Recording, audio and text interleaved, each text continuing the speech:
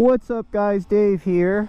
I'm out here at the local high school and a community college stadium, and I'm just out here testing this 64T sprocket and the pedal kit on the little set of steps here. So I come out here, you've probably seen this little area in some of my previous videos, and I come out here to do some stair climb practice.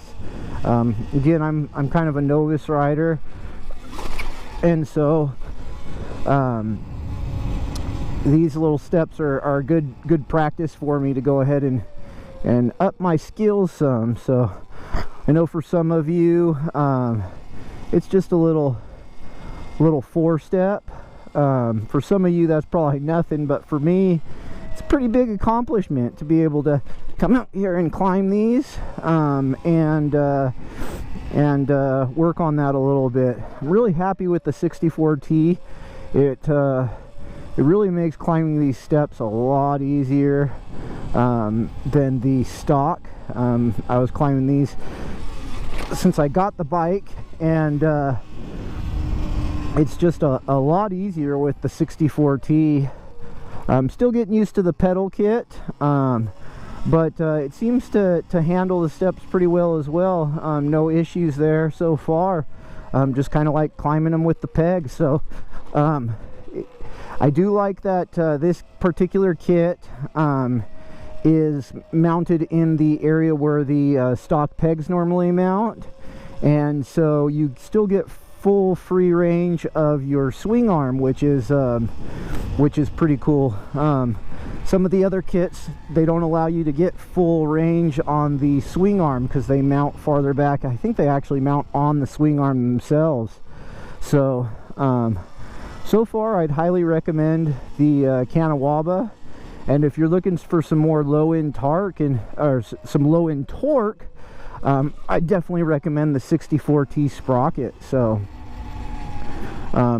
anyways, we'll just get some steps in today, and then we'll head out to my favorite little bike trail, and then that'll probably be it for today.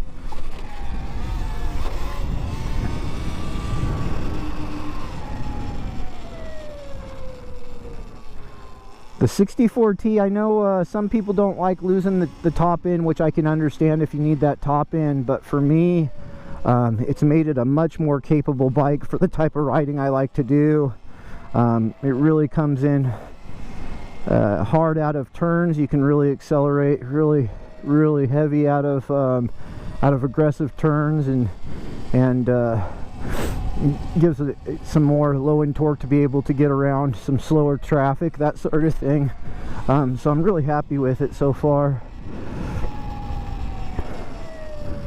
Eventually we'll get that top end back when we get an upgraded controller and go to a 72-volt battery, but right now it's perfectly capable for my type of riding and my experience level. So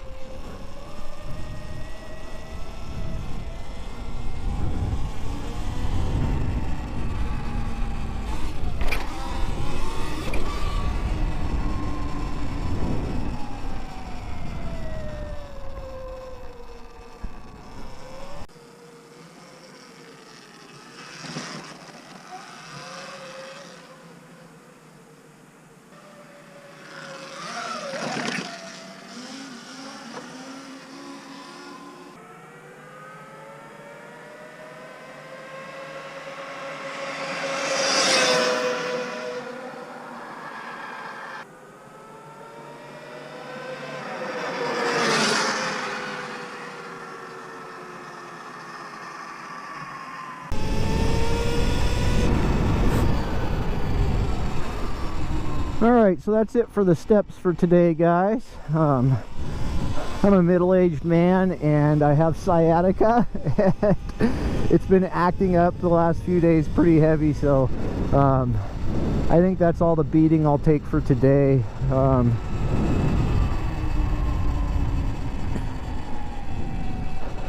We'll go over here and hit our favorite little little bike trail.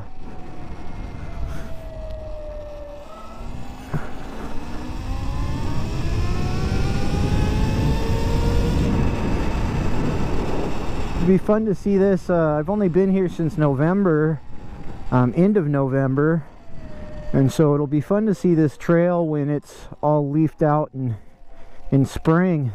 Should be really pretty. It's pretty as it is in its own way right now, but everything's always prettier in spring and summer. So I appreciate all you guys that are watching my content. My views have gone up quite a bit in the last month or so on the Sur-Ron content. Started out pretty slow because, again, my audience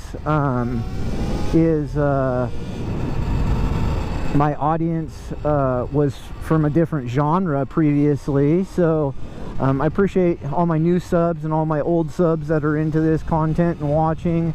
It's been great, and if you would hit that like button for me. If you're not a subscriber, please consider subscribing. Again, it really helps us content creators. It might seem like a little thing to you, but to us it really does make a huge difference, and it's a really big deal. So really appreciate you guys, and I'll just keep bringing you as much content as I can. Later in the week I'm going to try and get out to the closest state park here and get a video in and hopefully show you guys some of that. With the I was kind of avoiding going out there because of the rules they have in state parks with bikes. You know, the e-bikes, they have to have the pedals, and I know they've been pretty strict from what I've heard in the area.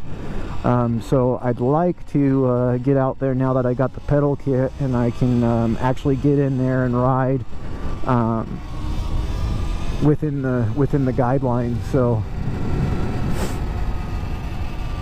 I did swap out those. If you guys saw a couple of my previous videos, I think it may have been the last video, I did swap out those cranks on the pedal kit.